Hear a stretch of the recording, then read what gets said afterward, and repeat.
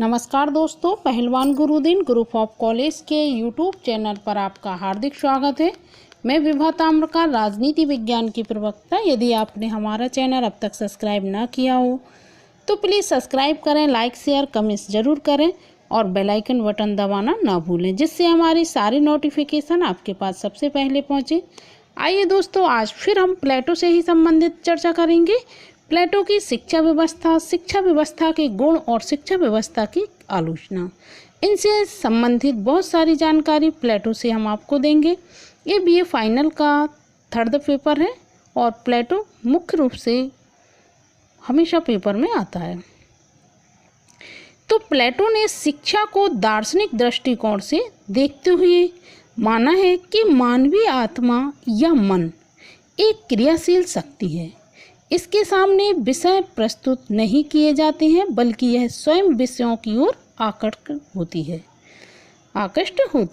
आत्मा एक अनुकरणशील पदार्थ है जो अपने आप को अपने परिवेश के अनुरूप स्वाभाविक रूप से ढालता रहता है।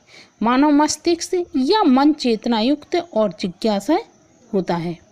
इस जिज्ञासा और आकर्षण वृत्ति से मन का झुकाव जाना जाता है। शिक्षक को उसके साथ किसी प्रकार का हस्तक्षेप नहीं करना चाहिए।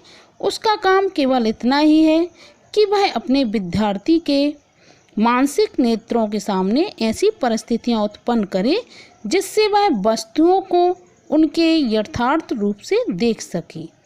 शिक्षा इस तरह बाह्य वातावरण के आत्मा या मन पर पड़ने वाले प्रभाव की प्रक्रिया है।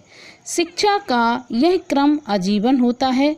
हाँ, उसके साधन, अभिकरण और माध्यम अवस्था अनुसार अवश्य बदलती रहती हैं। अवस्था अनुसार मनुष्य पर बाह्य वातावरण की प्रक्रियाएं भी बदलती रहती हैं। तो वह शिक्षा में वह प्रारंभिक शिक्षा रखता है। प्रारंभिक शिक्षा को प्लेटो ने 3 भागों में विभाजित किया है। प्रारंभिक शिक्षा 6 वर्ष तक की शिक्षा है, 6 वर्ष से 18 वर्ष तक की शिक्षा है और 18 से 30 वर्ष तक की अवस्था तक शिक्षा चलती है प्रारंभिक शिक्षा में। और प्लेटो ने अपनी शिक्षा योजना तथा शिक्षा के कार्यक्रम को 2 भागों में विभाजित किया, एक तो प्रारंभिक शिक्षा और एक उच्च शिक्षा। यह विभाजन 2 आधारों पर किया गया है, पहला अवस्था के आधार पर और दूसरा वर्ग के आधार पर। प्रारंभिक शिक्षा एक ओर तो बाल्यकाल से युवा अवस्था तक के लिए है और दूसरी ओर सैनिक वर्ग के लिए है। इसी प्रकार उच्च शिक्षा एक ओर तो युवा अवस्था से प्रौढ़ावस्था तक है और दूसरी ओर शासन वर्ग के लिए है।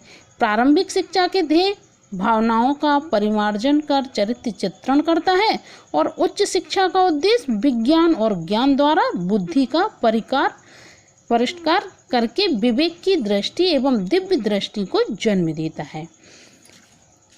और उच्च शिक्षा में रिपब्लिक का सबसे मौलिक और महत्वपूर्ण सुझाव उच्चतम शिक्षा की व्यवस्था है। प्लेटो चाहता था कि इस शिक्षा के द्वारा चुने हुए विद्यार्थियों को 20 और 35 वर्ष की अवस्था के बीच में संरक्षण वर्ग के उच्चतम पदों के लिए तैयार किया जाए। प्लेटो ने उच्च शिक्षा में 2 स्तरों को कायम किया है, 20 से 30 वर्ष तक का शिक्षण और 30 वर्ष से 35 वर्ष तक का शिक्षण।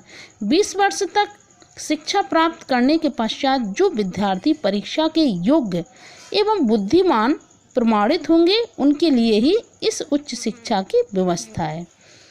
तो प्लेटो की शिक्षा योजना के गुण क्या हैं, इनसे संबंधित बातें करेंगे। तो इसका सबसे बड़ा गुण यह है कि वह उचित आयु में उचित शिक्षा की व्यवस्था करती है। प्लेटो ने शिक्षा का पाठ्यक्रम बालकों, किशोरों, युवकों तथा प्रौढ़ों सभी के लिए पृथक पृथक बनाया है। प्लेटो की शिक्षा का पाठ्यक्रम कुछ विषयों तक ही सीमित न होकर मानव जीवन के संपूर्ण अनुभव तक फैलता है और शिक्षा की अवधि भी इसी तरह जीवन पर्यंत व्यापक है। जीवन पर्यंत उसकी शिक्षा चलती है। इस शिक्षा योजना में प्रत्येक वर्ग को वही शिक्षा दी जाती है जो इसके लिए आवश्यक है। उदाहरण, सैनिक वर्ग के लिए दर्शन की कोई आवश्यकता नहीं है और उत्पादकों को केवल व्यावसायिक विशेषीकरण पर ही जोर दिया गया है। इसका एक बड़ा गुण संगीत तथा सदुपयोग है। प्लेटो बतलाता है कि संगीत की महान शक्ति का विकृत रूप संपूर्ण समाज को भ्रष्ट कर सकता है और उनका सदुपयोग समाज को नैतिक उन्नति के शिखर पर ले जाता है। अतः वह कला एवं संगीत पर राज्य के नियंत्रण का पक्षपाती था। प्लेटो ने अपनी शिक्षा योजना में स्त्री एवं पुरुषों में किसी प्रकार का भेदभाव नहीं रखा है।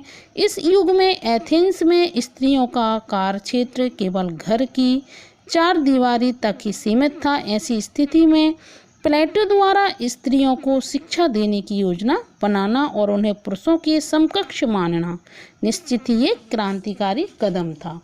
प्लेटो की शिक्षा का उद्देश्य शरीर और मस्तिष्क दोनों का विकास था।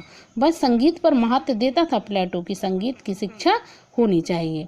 वह दर्शन शास्त्र तथा बौद्धिक शिक्षा द्वारा आदर्श शासकों को उत्पन्न करना चाहता था, क्योंकि उनकी धारणा है कि जब तक दार्शनिक राजा नहीं होंगे और राजा दार्शनिक नहीं होंगे तब तक इस समाज की बुराइयां समाप्त नहीं होंगी। वह उचित शिक्षा द्वारा ऐसे शासकों का निर्माण करना चाहता था जिसके द्वारा आदर्श शासकों का राज्य विद्वान संतों का राज्य हो जाए। अब विभिन्न विद्वानों ने इसकी आलोचना भी की है। तो आलोचना किस आधार पर है? शिक्षा व्यवस्था की आलोचना के माध्यम से वह बताता है कि इसके कई आलोचना है। जैसे सर्वाधिक महत्वपूर्ण दोष यह है कि इसमें उत्पादन वर्ग, जो तीसरा वर्ग उसने उत्पादक वर्ग बनाया है, उस वर्ग की शिक्षा को कोई विशेष स्थान नहीं दिया। उसने शासन और सैनिक वर्ग की शिक्षा पर तो महत्व दिया, लेकिन उस वर्ग की शिक्षा पर कोई स्थान नहीं दिया, ना उसको कोई महत्व दिया। इसका क्षेत्र उसने संकुचित रखा है। यह केवल संरक्षकों, सैनिकों तथा शासकों के लिए है। उसने राज्य की अधिकांश जनसंख्या, कृषक, कारीगर, मजदूर आदि वर्गों के लिए शिक्षण की कोई व्यवस्था नहीं रखी। ये उसका दोष है। यदि शिक्षा सामाजिक जागरण और सत्य की अनुभूति का साधन है तो उत्पादन वर्ग को उन साधनों से वंचित रखना उचित नहीं कहा जा सकता।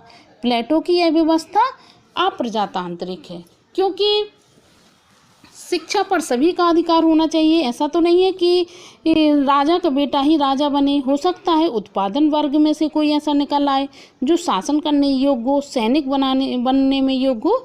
तो यहाँ उसकी आलोचना होती है कि उसने केवल एक ही वर्ग को शिक्षा से दूर रखा, उत्पादन वर्ग को। फिर है, आलोचक कहते हैं कि प्लेटो अपने पाठ्यक्रम में गणित को आवश्यकता से अधिक महत्व देता है और तुलनात्मक दृष्टि से साहित्य की उपेक्षा करता है। उसने अपने जीवन में गणित को और ज्योतिष शास्त्र को बहुत महत्व दिया है। तो आलोचक कहते हैं कि गणित को उसने आवश्यकता की से ज़्यादा महत्व दिया।